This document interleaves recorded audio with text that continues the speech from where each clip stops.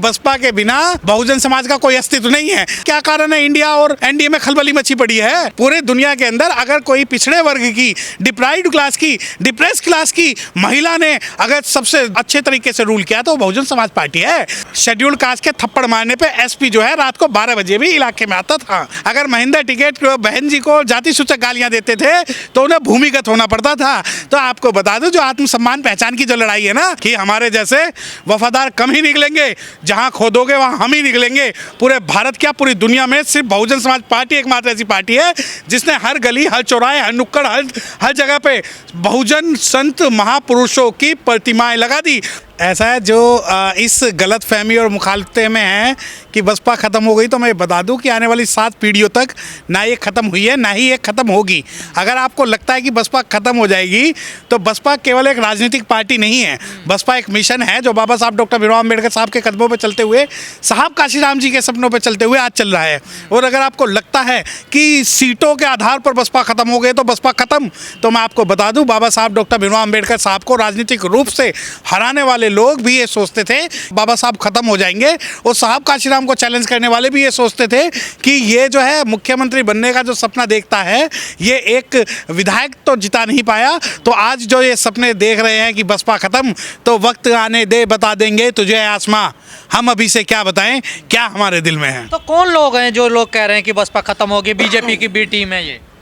देखिए, जो लोग बीजेपी की बी टीम हैं या जो लोग कह रहे हैं, एक शेर है कि मतलब के हैं यार दिलों के काले हैं, कि मतलब के हैं यार दिलों के काले हैं, और मौका मिलते ही सब डसने वाले हैं, और किसमें कितना जहर हमको सब मालूम, सबसे ज़्यादा सांप हम ही ने पाले हैं। तो ये वो राजनीतिक पार्टी है जिसने सबसे ज़्यादा SC ST OBC को जो है लीडर बनाया। और आज वही मैं आपको बताऊं, मुस्लिम समाज के आज बहुत सारे आप लीडर्स को देख लीजिए जिनका टारगेट एकमात्र जो है वो बहुजन समाज पार्टी है। मैं आपको एक उदाहरण देता हूँ। उदाहरण देखिए, एक बहुत बड़ी अभिनेत्री है, अनुसूचित समाज से जो आती हैं, वो पहले मंदिर जाती है, धक्के खाती है, मंदिर में जाने का वीडियो बनाती है, थोड़ी पॉपुलैरिटी मिलती है, बिग बॉस जाती है, बिग बॉस से बाहर आती है, फिर कांग्रेस जाती है, कांग्रेस में धक्के खाती है, और फिर उसके बाद में उन्हें समझ में आता है नहीं नहीं ये मेरी सही जगह नहीं है, मेरी सही जगह तो अपना घर है। उसके बाद इसी के पद चिन्हों पर चलते हुए एक डिप्टी कलेक्टर हैं, डिप्टी कलेक्टर जो है मैडम वहाँ पर है मध्य प्रदेश में। और दुनिया पागल हुई पड़ी है कि डिप्टी कलेक्टर ने जो है क्रांति ला दी, ये कर दिया, वो कर दिया। और एक महिला दिल्ली में बैठी हुई हैं, वो भी बहुत बड़ी क्रांति ला रही हैं। अब तीनों महिलाओं की समानता देखिए, इन तीनों महिलाओं के मुंह में बहन जी का नाम लेते ही साथ छाले पड़ जाते हैं।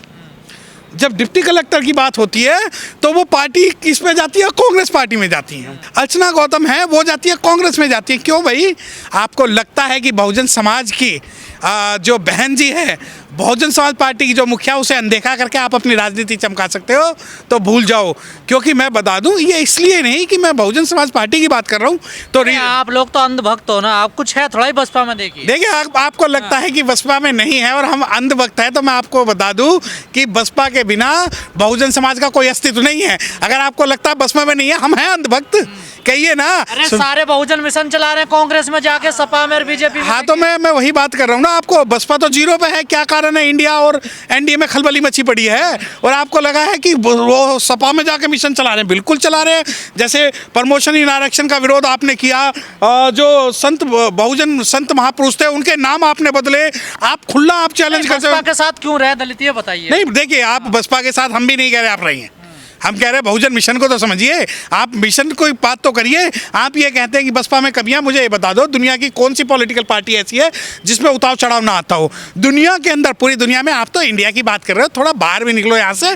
पूरे दुनिया के अंदर अगर कोई पिछड़े वर्ग की, डिप्राइव्ड क्लास की, डिप्रेस क्लास की महिला ने अगर सबसे ज़्यादा अच्छे तरीके से रूल किया तो बहुजन समाज पार्टी है। आप तो इंडिया को देखते हो, लोकतंत्र जो है शुरू हुआ था इंग्लैंड और यूरोप से, वहाँ भी इतनी जो ताकतवर है महिला नहीं मिल पाई। और आपको लगता है कि बसपा खत्म, और क्यों बसपा से जुड़े? तो भैया ऐसा है, शेड्यूल्ड कास्ट के थप्पड़ मारने पे एसपी जो है रात को 12 बजे भी इलाके में आता था। अगर बहन जी को रीता बहुगुणा जोशी गाली देती थी तो उसे उत्तर प्रदेश छोड़ के भागना पड़ता था।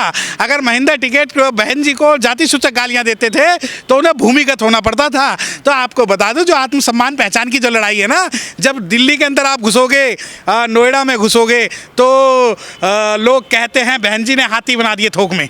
लोग कहते हैं बहन जी ने हाथी बना दिए थोक में, तो मैं कहता हूँ या तो ये स्मारक बनाए बहन जी ने या बनाए सम्राट अशोक ने। और अगर इस भारत के अंदर सम्राट अशोक के बाद कि हमारे जैसे वफादार कम ही निकलेंगे, कि हमारे जैसे वफादार कम ही निकलेंगे, जहां खोदोगे वहां हम ही निकलेंगे।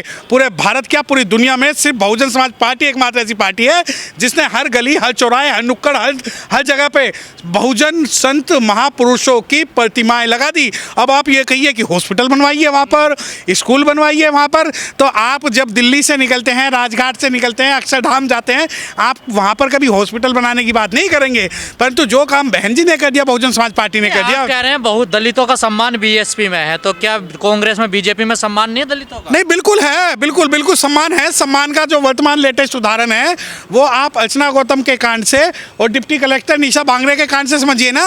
और अगर आपको ये नहीं पता, नहीं राजेंद्र का गौतम का आम आदमी पार्टी में सम्मान नहीं है। नहीं, देखिए, वो आप आरएसएस की बात ना करें, पहले मैं कांग्रेस की आपसे बात कर लूं तो आपकी जो मेमोरी और शार्प कीजिए कि बाबू जगजीवन राम जी जब प्रधानमंत्री बनने वाले थे तो उनके साथ क्या किया गया था। उसके बाद में दिल्ली के अंदर जब चौधरी प्रेम सिंह जो है कांग्रेस के कद्दावर लीडर थे, आज उन्हें खत्म कर दिया गया है। अब आपने एक नाम लिया कि क्या वो कद्दावर नेता नहीं है?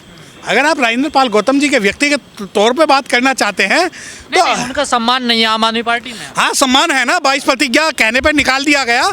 और उसके बाद ना तो उनके साथ किसी भी पार्टी के व्यक्ति ने इस्तीफा दिया, ना ही बहुजन समाज के जो मिशनरी अपने आप को मानते हैं उसने किसी ने भी इस्तीफा दिया। मुझे आप एक बात बता दो, पूरी दिल्ली के अंदर, पूरी आम आदमी पार्टी के अंदर किसी ने राजेंद्र पाल गौतम के अलावा, क्या राजेंद्र पाल गौतम के समर्थन में या 22 प्रतिज्ञाओं के समर्थन में आम आदमी पार्टी के किसी भी कार्यकर्ता ने क्या इस्तीफा दिया?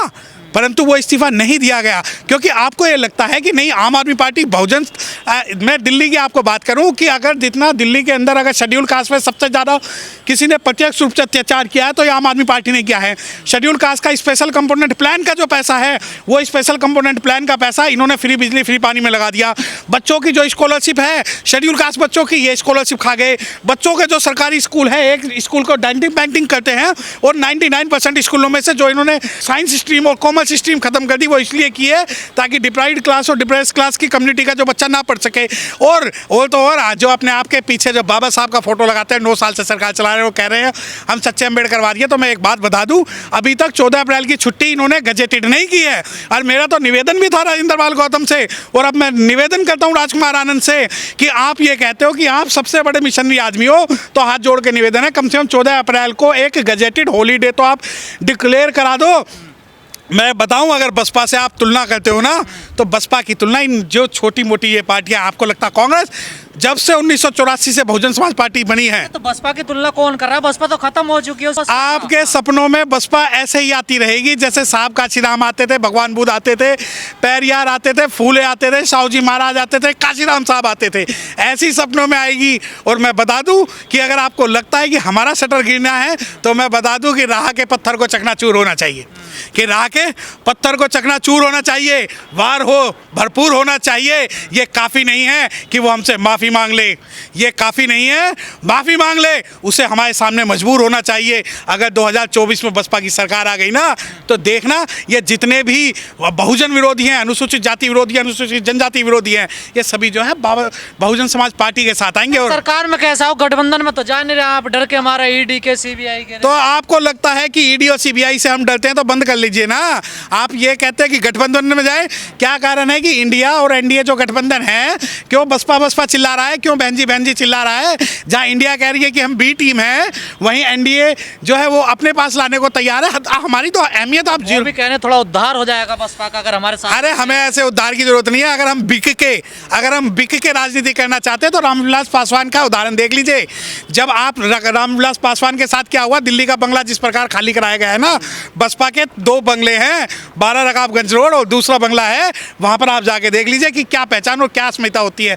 आप ये कहते हैं कि नहीं बसपा खत्म होने वाली है, तो ऐसा है 2024 बाकी है। और मैं बता दूं कि जितना पूरा इंडिया का वोट है उससे ज़्यादा जो वोट बैंक है वो बहुजन समाज पार्टी के पास है।